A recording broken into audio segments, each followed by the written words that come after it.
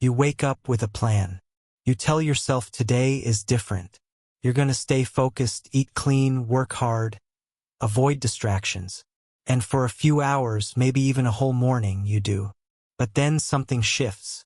A notification, a craving, a thought that pulls you away.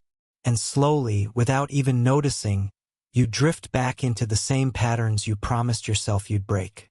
This isn't about laziness. It's not even about motivation. It's about something deeper, something most people never see. By the end of this video, you'll understand why discipline feels so hard, and more importantly, what actually changes when you finally get it right. Here's the uncomfortable part. The reason you keep failing isn't because you lack willpower. It's because you're fighting the wrong battle. Most people think discipline is about forcing yourself to do hard things. But that's only half of it. The real struggle is internal. It's the war between the person you are right now and the person you're trying to become. And until you understand how that war actually works, you'll keep losing it. Let me explain. Every decision you make, every action you take, is shaped by an identity. Not the identity you want to have. The identity you currently believe is true. If you see yourself as someone who gives up easily, your brain will find reasons to quit. If you see yourself as undisciplined, you'll act undisciplined, even when you're trying not to. This is why New Year's resolutions fail. This is why motivation fades. You're trying to build a new life on top of an old identity. And it doesn't work. The shift begins when you stop trying to force behaviors and start reshaping how you see yourself. It's not about doing more. It's about becoming different. And that process is slow, quiet, and mostly invisible to everyone around you. But it's the only thing that lasts. Think about someone who runs every morning. Not because they have to, because that's who they are. They don't need discipline to lace up their shoes. It's automatic. That's not willpower. That's identity. And the gap between where you are now and where that person is, that's the gap this video is about closing. But here's where most people get stuck. They try to become that person overnight. They make massive changes, burn out in a week, and then feel like failures. The truth is, identity doesn't shift through intensity. It shifts through repetition. Small actions, done consistently, prove to your brain that you're changing. Every time you do the thing you said you'd do, even when it's hard, you're casting a vote for a new version of yourself. And over time, those votes add up. Let's go deeper. The reason discipline feels so exhausting is because you're still operating from a place of resistance. Part of you wants to change. Part of you wants to stay the same. And that inner conflict drains you. It's like driving with the handbrake on. You're moving, but it's harder than it needs to be. The goal isn't to eliminate that resistance through force. It's to reduce it through alignment. When your actions match your identity, there's no conflict. There's just flow. So how do you build that alignment? You start smaller than you think you need to. If you want to become someone who reads, don't aim for an hour a day. Aim for 2 pages. If you want to become someone who exercises, don't plan a full workout. Do 10 push-ups.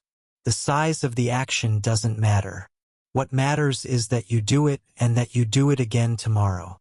Because every repetition is proof. Proof that you're not the person you used to be. And here's what happens next. As you repeat these small actions, your brain starts to notice. It starts to believe. And belief is everything. Once you believe you're the kind of person who follows through, following through becomes easier. Once you believe you're disciplined, discipline stops feeling like a fight. It becomes who you are. But there's a trap here. A lot of people hear this and think, okay, I'll just think positively about myself and everything will change. That's not how it works. You can't think your way into a new identity. You have to act your way into it. The belief follows the behavior, not the other way around. You don't need to feel disciplined to act disciplined. You act disciplined and eventually you feel it. Now let's talk about the moments when it gets hard. Because it will. There will be days when you don't want to do the thing. Days when you're tired, distracted, or just not in the mood. And this is where most people break.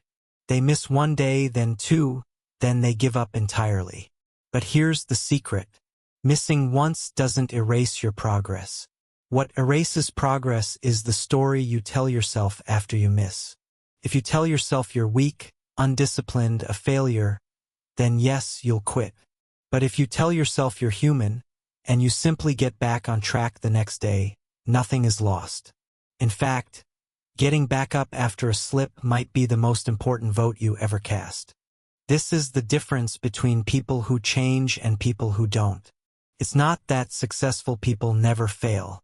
It's that they don't let failure redefine them. They see it as data, not destiny. They adjust, they continue, and they keep building. Let's zoom out for a moment. What you're really doing when you practice discipline is training your mind to delay gratification, to choose the future over the present. And that skill, that ability to sit with discomfort now for a reward later, that's what separates people who drift through life from people who design it. It's uncomfortable. It's supposed to be. But discomfort is the price of growth. And once you accept that, once you stop resisting it, everything changes. Here's another layer. Most people think the hardest part of discipline is doing the thing.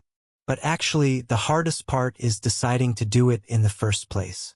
The moment before you act is where the real battle happens. Your brain will offer you 1,000 reasons to wait, to delay, to do it tomorrow. And if you listen, you lose. But if you move even just a little, the resistance fades. Action creates momentum. Momentum creates confidence. Confidence makes the next action easier. So the strategy is simple. When you feel resistance, don't fight it. Just move. Start so small that your brain doesn't have time to argue. Open the book. Put on your shoes.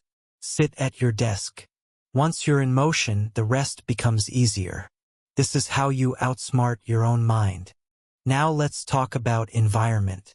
Because discipline isn't just internal. It's environmental. If your phone is next to your bed, you'll check it. If junk food is in your kitchen, you'll eat it. If distractions are everywhere, you'll be distracted.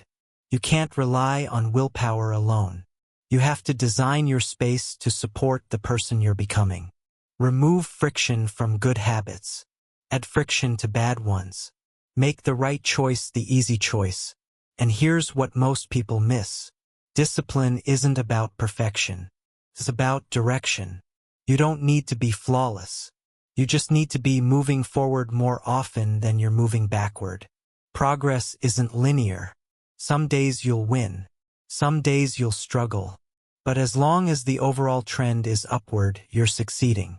Let's bring this together. You started this video because something inside you knows you're capable of more. You felt it. That version of yourself that's focused, strong, consistent. It's not a fantasy. It's a possibility. And the gap between where you are now and where that version lives is built one decision at a time. Not huge decisions. Small ones. Repeated ones. Decisions that prove to yourself quietly that you're changing. And over time, those small decisions compound. They reshape your habits. Your habits reshape your identity. Your identity reshapes your life. This is how transformation actually happens. Not through one big moment, through 1,000 small ones. So what do you do now? You pick one thing. One small action that aligns with the person you want to become. And you do it today. Not perfectly, just honestly. Then you do it again tomorrow. And the day after that. And slowly, without forcing it, you'll notice something. The resistance fades. The conflict quiets. And what once felt impossible starts to feel natural. That's the shift. That's the change. And it's available to you right now. If this resonated with you, consider leaving a like on this video. It helps others find it. And if you want more content like this, subscribe to Audiobook Studio. We're here to help you think deeper and grow stronger, one video at a time.